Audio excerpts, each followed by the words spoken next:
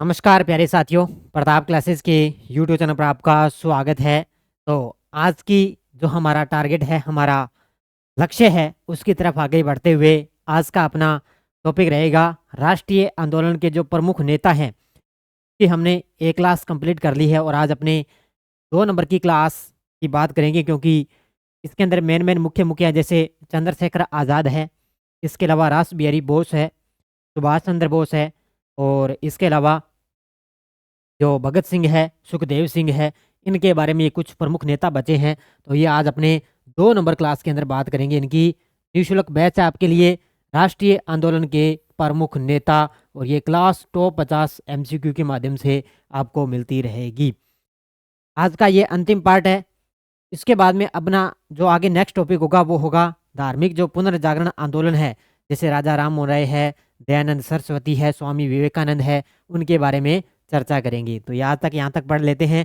ये अपना आज का 2 नंबर पार्ट रहने वाला है कि प्ले लिस्ट बनी हुई है, गजब तरीके से पढ़ो और गजब तरीके की आपको क्लास मिलती रहेगी। तो करें सभी साथी वीडियो को लाइक शेयर, और जो साथी हमारे चैनल पर नहीं है तो जरूर आप चैनल को सब्सक्राइब करें और इसके पास ले बेल आइकन का घंटा दबाएं, ताकि हम जैसे ही वीडियो अपलोड करें का नोटिफिकेशन आप तक पहुंच जाएगा। तो करें स्टार्ट। डेली आपको करंट की क्लास मिलती है।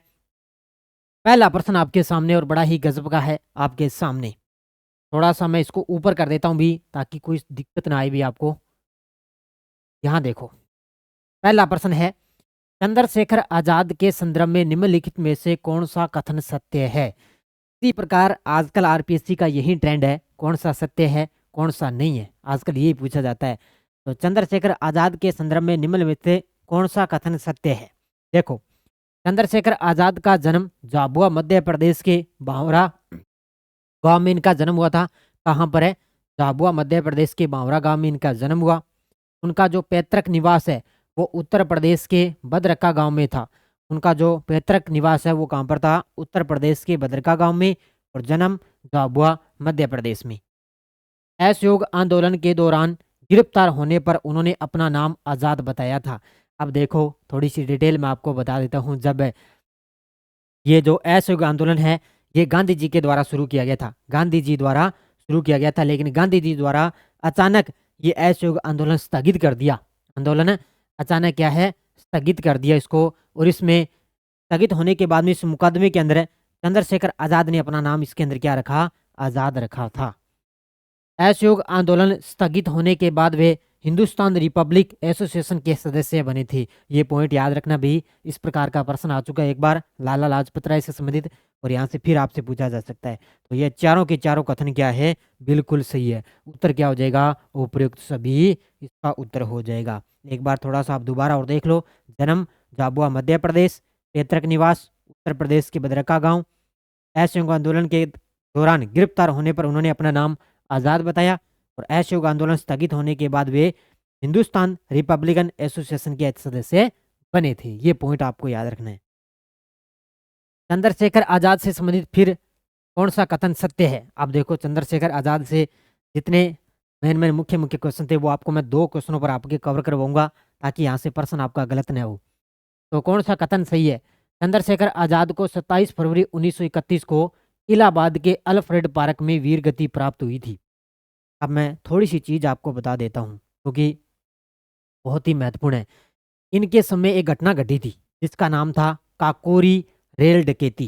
के समय के काकोरी, याद रखना, काकोरी क्या है? काकोरी रेल घटना। ठीक है, ये घटी थी इनके समय काकोरी रेल घटना। ठीक है, ये घटी थी 8 अगस्त 1925 को। तारीख याद रखना, 8 अगस्त 1925। 8 अगस्त 1925 को यह घटना घटी थी, जिसके समय इस घटना के अंदर इनके जो 4 साथी भी थे जो इनके साथ में गिरफ्तार हुए थे। इनके समय एक आकोरी घटना घटी। इसके बाद में जब ये गिरफ्तार हो गए थे, इस घटना के अंदर ये गिरफ्तार हो गए, उसके बाद में इनको क्या है, एक ये सम्मेलन में गए थे 29 दिसंबर 23 दिसंबर 1930 की बात है ये। वहां पर वायसराय लॉर्ड इरविन इरविन की ट्रेन की उड़ाने के लिए इन्होंने साजिश भी रची, वो काम नाकामयाब रहे। उसके बाद में ये 27 फरवरी 1931 को इलाहाबाद के अल्फ्रेड पार्क में ये वीरगति को प्राप्त हुए। इसके अलावा अल्फ्रेड पार्क में गोलाबारी का नेतृत्व एसपी नाटवर ने किया था। यानी कि एक सम्मेलन में गए हुए थे ये चंद्रशेखर आजाद है। वहां पर जो अल्फ्रेड पार्क है ना, वहां पर गोलाबारी हो चुकी थी। किसने करवाई? एसपी नाटवर ने इस पार्क के अंदर। तो वहां पर क्या है, चंद्रशेखर आजाद वीर गति को प्राप्त हुए थे।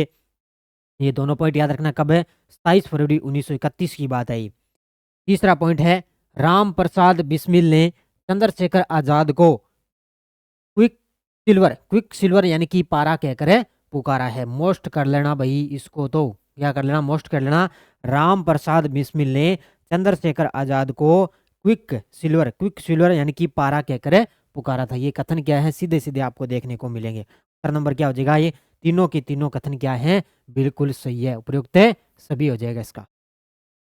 नेक्स्ट, निम्नलिखित में से किसे उदारवादी नेता नहीं कहा जाता है? ये पिछली बार फर्स्ट ग्रेड में प्रश्न आ चुका है।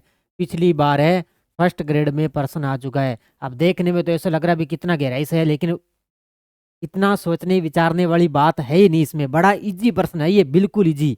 किसे उदारवादी नेता नहीं कहा जाता?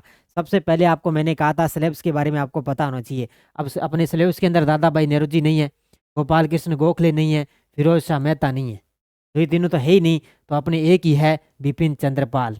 बिपिन चंद्रपाल इसका उत्तर होगा, जिनको उदारवादी नेता नहीं कहा जाता। क्योंकि अगर अपने ऑप्शन में ये अपने सिलेबस में होते तो यहाँ से उत्तर डाउट होता भी, यहाँ कौन सा पता नहीं कौन सा होगा। लेकिन ये तो तीनों है ही नहीं अपने सिलेबस में ही, तो यहाँ पे देखो उत्तर नंबर 4 होगा। क्या होगा? उत्तर नंबर 4। ये है बिपिन चंद्रपाल की बात। अब बिपिन चंद्रपाल मैंने करवा दिया है, ठीक है। तो इनकी एक महत्वपूर्ण पुस्तक थी द सोल ऑफ इंडिया। क्या थी? The soul of India. पुस्तक याद रखना, द सोल ऑफ इंडिया। ये बिपिन चंद्रपाल की पुस्तक है, ध्यान रखना। द सोल ऑफ इंडिया पूछा जा सकता है आपको, ठीक है। इसके अलावा अरविंद घोष ने विपिन चंद्रपाल को क्या कहा है? राष्ट्रवाद का सबसे पैगंबर, महान पैगंबर कहा करते थे। किसने कहा? अरविंद घोष ने। ये सारा मैंने करवा दिया है आपको पीछे। अरविंद घोष ने विपिन चंद्रपाल को क्या कहा? राष्ट्रवाद का सबसे महान पैगंबर, राष्ट्रवाद का सबसे महान पैगंबर, ये कहा है इनको। ये सारी चीजें मैंने करवा दी है, अच्छे तरीके से रिवाइज करते जाना है। 1943 में सुभाष चंद्र बोस द्वारा निर्मित स्वतंत्र भारत की अस्थायी सरकार को निम्नलिखित में से किन किन देशों ने मान्यता प्रदान की थी? ये प्रश्न भी आरपीएससी एग्जाम के अंदर आ चुका है। ये प्रश्न भी आ चुका है एग्जाम में। अब पता चल जाएगा साथ साथ में किस प्रकार का ट्रेंड चल रहा है यहाँ से हिस्ट्री के अंदर। 1943 में सुभाष चंद्र बोस द्वारा निर्मित स्वतंत्र भारत की अस्थायी सरकार को निम्नांकित में से किन किन देशों की मान्यता प्रदान की? एक है जापान, दूसरा है आयरलैंड, तीसरा कोरिया, चौथा है इटली। तो ये चारों देश है शामिल है। उत्तर क्या हो जाएगा? 1 2 3 4। क्या हो जाएगा? 1 2 और 3 4, ये उत्तर होगा। जापान, आयरलैंड, कोरिया और इटली, ये चारों देश, इन चारों देशों ने सुभाष चंद्र बोस द्वारा निर्मित स्वतंत्र भारत की अस्थायी सरकार को बनाने के लिए चारों देशों ने मान्यता दे दी थी। ये प्रश्न आ चुका है। मैं ईश्वर की पवित्र सौगंध खाकर कहता हूं कि मैं भारत तथा उसके 38 करोड़ वासियों की स्वतंत्रता के लिए अपने अंतिम श्वास तक युद्ध करता रहूंगा। यह कथन किसका है? क्या बात है, क्या कथन कहा है। और ये कथन आप देख सकते हो भगत सिंह, महात्मा गांधी, सुभाष चंद्र बोस या लाला लाजपत राय। क्या बात है, गजब का कथन। एक बार फिर से पढ़ो कि मैं ईश्वर की पवित्र सौगंध खाकर कहता हूं कि मैं भारत तथा उसके 38 करोड़ वासियों की स्वतंत्रता के लिए अपने अंतिम श्वास तक युद्ध करता रहूंगा। ये कथन है सुभाष चंद्र, क्या बात कही है सुभाष चंद्र बोस ने। किसका कथन है ये? सुभाष चंद्र बोस ने। और लगभग अभी तक जितने भी एग्जाम के अंदर प्रश्न है ना, वो सुभाष चंद्र बोस से पक्का ही प्रश्न है। क्या है? पक्का, लगभग रिलेटेड प्रश्न आया है। निम्नलिखित कथनों पर कौन सा सही है? अब देखो निम्नलिखित कथन दिए हुए हैं आपके सामने, इसमें कौन सा सही है? अब बात आ गई भगत सिंह की। किसकी बात आ गई? भगत सिंह की बात आ चुकी है, क्योंकि धीरे धीरे एक एक अपने पढ़ते जाएंगे। भगत सिंह का जन्म 1907 में किशन सिंह संधू और विद्यापति कौर के यहाँ बांगा, पाकिस्तान में इनका जन्म हुआ। जन्म तो याद रखना है, क्योंकि जरूरी नहीं है भी जन्म एग्जाम में पूछा भी जा सकता है आपसे। भगत सिंह ने 1926 में लाहौर में नौजवान भारत सभा की स्थापना की थी। ये मोस्ट कर लो, जो मैं आपको मोस्ट कर रहा हूँ वो कर लेना मोस्ट। भगत सिंह ने 1926 में लाहौर के अंदर नौजवान भारत सभा की स्थापना की थी। हिंदुस्तान रिपब्लिक एसोसिएशन की स्थापना 1942 में कानपुर में राम प्रसाद बिस्मिल, योगेश चटर्जी और सचिंद्र सान्याल ने की थी। यानी कि हिंदुस्तान रिपब्लिक एसोसिएशन की स्थापना 1924 के अंदर कानपुर में राम प्रसाद बिस्मिल, योगेश चटर्जी और सचिंद्र सान्याल, इन तीनों ने मिलकर कानपुर में हिंदुस्तान रिपब्लिक एसोसिएशन की स्थापना की। भगत सिंह हिंदुस्तान रिपब्लिक एसोसिएशन के संस्थापक सदस्य बने थे। ये चारों के चारों कथन बिल्कुल सही है। अब थोड़ी सी डिटेल में आपको भगत सिंह के बारे में बता देता हूँ, क्योंकि यहाँ तक तो यह बात आ गई, ठीक है। उसके बाद में क्या हुआ, 8 अप्रैल 1929 की बात है, जब भगत सिंह 8 अप्रैल 1929 की बात है, भगत सिंह, मैं थोड़ा सा देख साइड में हो जाता हूँ। भगत सिंह और उनके एक साथी थे, कौन थे, टुटकेश्वर, इनके एक साथी थे बटुकेश्वर दत्त, बटुकेश्वर दत्त इनके साथी थे। उन्होंने, इन दोनों ने मिलकर केंद्रीय, जो दिल्ली के अंदर केंद्रीय असेंबली है, वहां पर इन्होंने बम फेंका। क्या फेंका, बम फेंका। बम फेंका तो इनका नाम आ गया। और बम के साथ इन्होंने एक पर्ची फेंकी थी।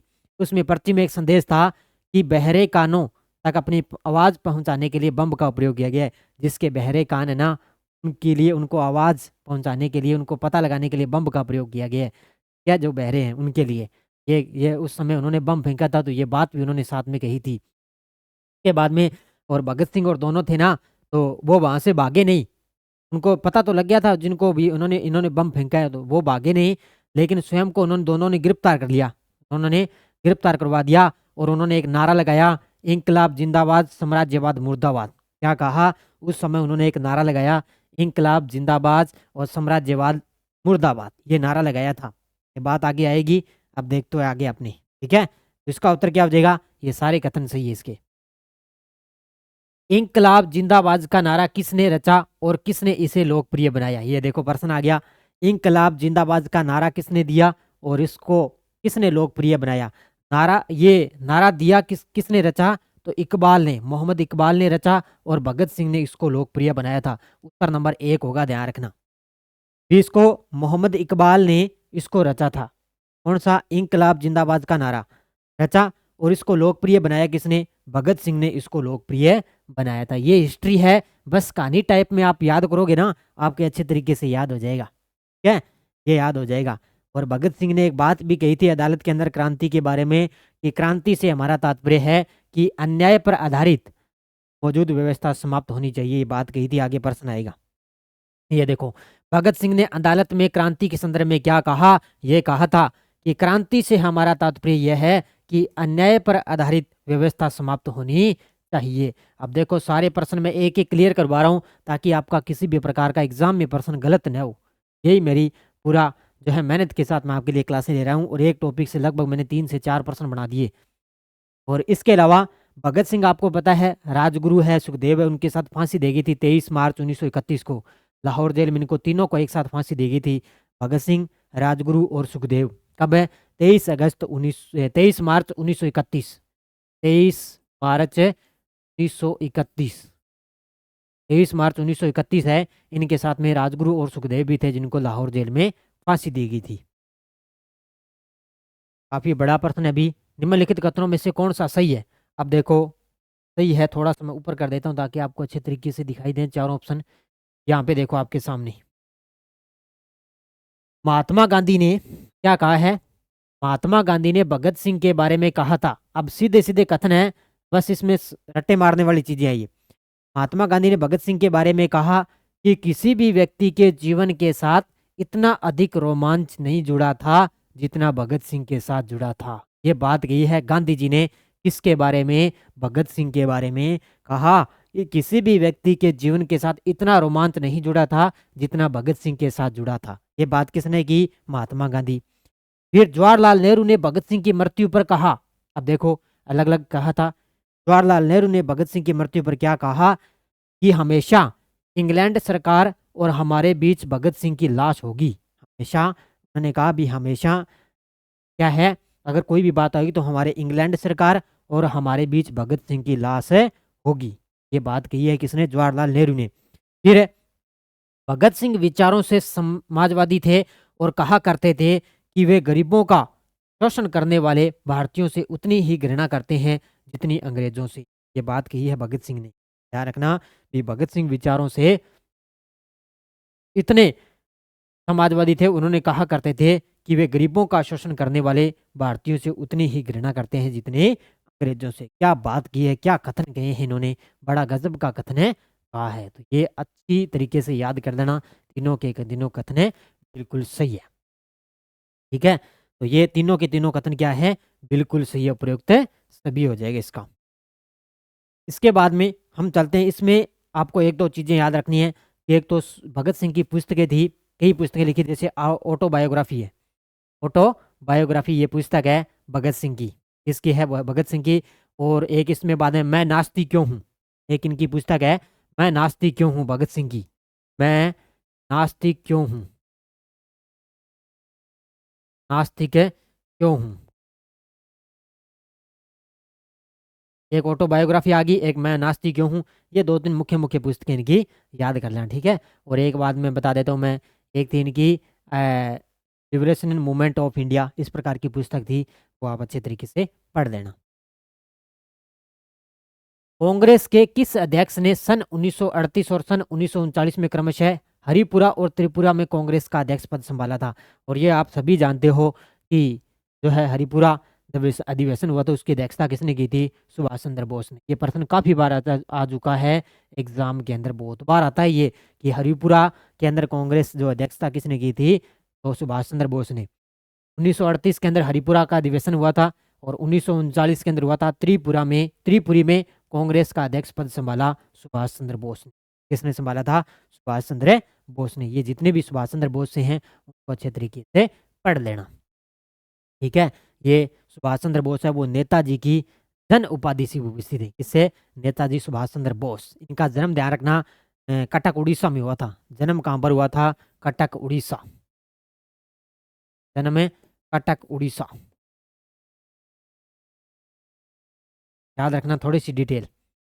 अगला देखो, रविंद्रनाथ टैगोर ने सुभाष चंद्र बोस के इस्तीफे पर किस शब्द से संतोष प्रकट किया है। क्या बात कही है, रविंद्रनाथ टैगोर तो आप जानते ही जानते हो, रविंद्रनाथ है टैगोर को तो आप गजब तरीके से जानते हो, बहुत सारे इनके योगदान थे इनके। किसके, ये थे इनके, रविंद्रनाथ टैगोर ने सुभाष चंद्र बोस के इस्तीफे पर इस्तीफा दे दिया था, जब इन्होंने इस्तीफा वो एक सम्मेलन हुआ था वहां पर। ठीक है, तो इन पर संतोष प्रकट करते हुए सुभाष बाबू को क्या कहा, देश नायक। क्या कहा था, देश नायक कहा था। ऑप्शन नंबर बी पूछा जा सकता है इस्तीफे पर किस प्रकार कहा, देश नायक, क्योंकि जो महात्मा गांधी से ना मतभेद के कारण, महात्मा गांधी के साथ में आंदोलन वगैरह चलते थे, तो वहां पर क्या है, जब ये 1939 में वो कांग्रेस के अध्यक्ष बने थे ना, मतभेद होने के कारण उन्होंने त्याग पत्र दे दिया सुभाष चंद्र बोस ने। तो त्याग पत्र देने के बाद में, इस्तीफा देने के बाद में रविंद्रनाथ टैगोर ने क्या कहा, उनको देश नायक कहा था। क्या कहा, देश नायक। सुभाष चंद्र बोस ने किस तिथि को बंगाल के गवर्नर एवं मुख्यमंत्री को पत्र लिखकर कहा था कि मुझे वक्त कर दीजिए, मुझे मुक्त कर दीजिए, अन्यथा मैं जीवित रहने से इनकार कर दूंगा।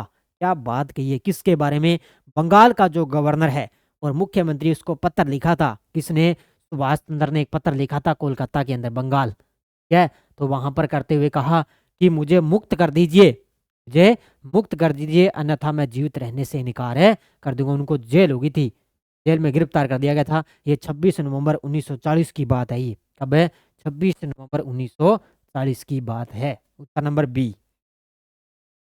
सुभाष चंद्र बोस की पुस्तक दी इंडियन स्ट्रगल 1920 से 1934 किस वर्ष प्रकाशित हुई थी। क्या गजब की पुस्तक है इनकी, सुभाष चंद्र बोस की एक पुस्तक है दी इंडियन स्ट्रगल, ये 1920 से 1934 के अंदर किस वर्ष प्रकाशित हुई थी, क्या जा सकता है आपसे, बड़ी गजब की पुस्तक है। ठीक है, ये कब हुई थी, इन्होंने बहुत सारी पुस्तकें लिखी थी, बहुत सारी पुस्तकें लिखी थी। ये 1934 क्या हो जाएगा, इसका 1934 हो जाएगा। थोड़ा सा मैं इसको चेक कर देता हूँ, 1934 ही क्या, कहाँ गया ये इनकी पुस्तक है, एक बार मैं थोड़ा चेक कर लेता हूँ ये 1934 है या 36 है, देख लेते हैं अपने, क्योंकि डाउट ना हो अपने, क्लियर ही कर लेते हैं। ठीक है, हाँ 1934 बिल्कुल सही है, 1934 है, बिल्कुल है सही है इसका। अगला प्रश्न देखो, नेताजी की पदवी सुभाष चंद्र बोस को किन राष्ट्रीय नेताओं की उपाधियों की तर्ज पर दी गई थी। ये मोस्ट कर लेना, और ये प्रश्न एक बार तो आ ही चुका है, भी नेताजी की उपाधि दी थी, नेताजी के नाम से प्रसिद्ध थे सुभाष चंद्र बोस, उनको किन फास्टिस्ट नेताओं की उपाधि की तर्ज पर दी गई थी? तो ये एक तो था हिटलर, हिटलर, एक था मुसोलिनी और एक और फ्रैंको। इनके इनके फास्टिस्ट नेताओं की उपाधियों पर इनको तर्ज पर दिया गया था। उत्तर नंबर 1 होगा इसका, हिटलर, मुसोलिनी और फ्रैंको। इनकी तर्ज पर नेताजी की जो पदवी है वो सुभाष चंद्र बोस को नेताओं की उपाधियों से को किया गया था। Option number 1। रास बिहारी बोस ने नेताजी सुभाष चंद्र बोस को इंडियन इंडिपेंडेंस लीग का अध्यक्ष और आजाद हिंद फौज का नेतृत्व कब सौंपा था? अब देखो बात आई है, रास बिहारी बोस का एक कथन था, मैंने बताया था एशिया एशिया वासियों का है, याद होगा आपको क्या? एशिया एशिया वासियों का है, ये कथन कहा था किसने? रास बिहारी बोस ने। क्या है? तो नेताजी सुभाष चंद्र बोस को इंडियन इंडिपेंडेंस लीग का अध्यक्ष और आजाद हिंद फौज का नेतृत्व कब सौंपा? 15 अगस्त 1943, 4 जुलाई 1943, या ये इसका उत्तर होगा 4 जुलाई 1943 को।